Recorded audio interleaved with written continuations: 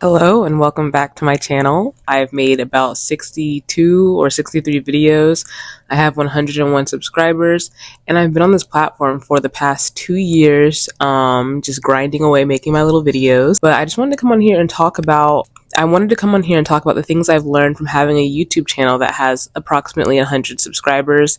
In the title, I put with only 100 subscribers, even though I have 101. I needed a catchy title. The first thing I have learned is that it is so scary. First, it's scary creatively to come on here and try to put out any creative ideas you have.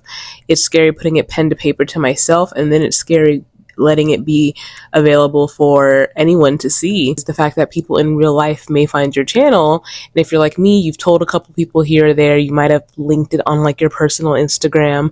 Now there's people in your real life who can actually find out about like your attempt at being creative, your attempt at having fun, and it's kind of just very vulnerable. Giving your opinion online is scary because then you might get the critique and opinions of other people back who watched your video, and that is very scary. So this is not for the weak. I would say if you want to make a YouTube channel, just be prepared for all to feel uncomfortable and scary.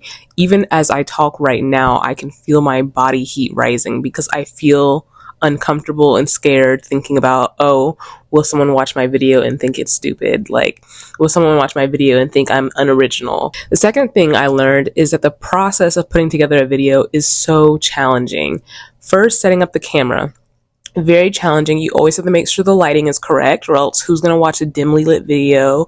Who's going to watch a video that's blurry or fuzzy? So you have to make sure that the camera quality is there. Also, you have to make sure the sound quality is there by investing in a mic of some sort, or already having a really good mic come on your camera. You do eventually have to get a tripod if you want to be able to film in different locations and make the video interesting.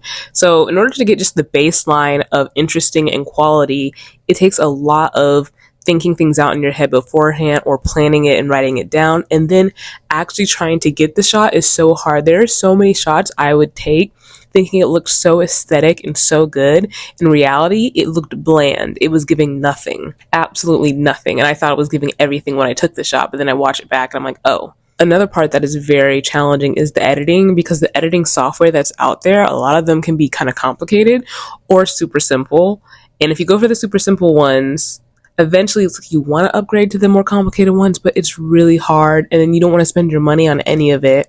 The hardest part of editing when you first start is just editing out all the ums and the pauses and like the weird things you did or said that you don't want in there. There's so many of them that you just get into this rhythm eventually of super fast clicking, cutting it out, deleting it, cutting it out, deleting it. But it takes a minute to get into that rhythm. And then the last thing that I've learned since having a YouTube channel is just how fun it is to make videos, despite it being scary, despite it being challenging. I really do love editing because it's like a task I can work on for hours at a time.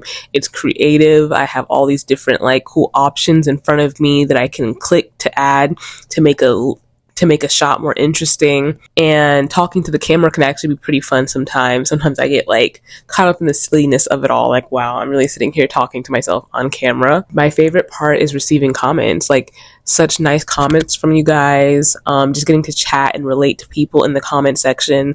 Like, I live for the comments. I don't live for the views, I live for the comments in actuality, because that lets me know like I've touched another person, and another person out there feels seen because of what I've put out here, cause someone to enjoy their day or just have a nice time on YouTube. Like, it feels good to know that you put that out in the world. And then the last thing that I've learned from YouTube is that it takes forever to gain traction. Oh my gosh. The other day I spent some time off my phone and it was really good for me. And when I got back on my phone and I looked at YouTube, I realized how much not as many people, the average person on YouTube is not getting a bunch of views. The average person is probably getting like 8 to 20 views like I am. But if you look at your front page and if you look at the browse page, of course you're going to see the videos that have a bunch of views on it. And so you're thinking, oh, I should gain traction. Or at least I thought I should be gaining traction faster, quicker, better. But no, it takes a long time to gain traction. People have been on this platform for years. Like I said, this is my I'm going into my third year being on this platform, and I just reached 101 subscribers, and I have like 60 something videos out. And there's some channels I come across that only have 10 videos and they already have 1,000 subscribers. At first I thought that was the norm, and so I set a standard for myself to reach that goal, and I just had to realize that it's not a realistic standard. Like, you're seeing the top percent when you get on social media, whether it's YouTube, Instagram, or Pinterest or something like that. You're seeing the top earners, the top performers. You're not seeing what the average person on that platform is performing like. Just don't compare yourself to big channels, because that is not good for your mental health. What I've learned from having a YouTube channel is that the amount of self-doubt and insecurity you can feel and it can obsess over is immense within me. Like, I have spent times like making videos and just thinking the worst thoughts about myself and my creativity and my abilities. I've downed myself. I've beat myself up for thumbnails and titles that weren't very good. I beat myself up over all of it. I cringe at myself when I watch back my videos.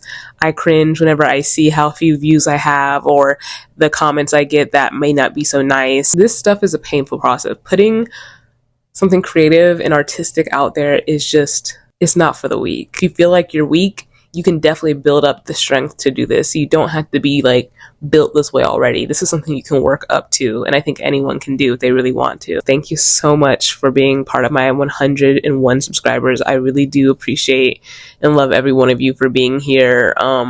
Hopefully I can continue to make content that you enjoy, and just thanks for being along this journey with me.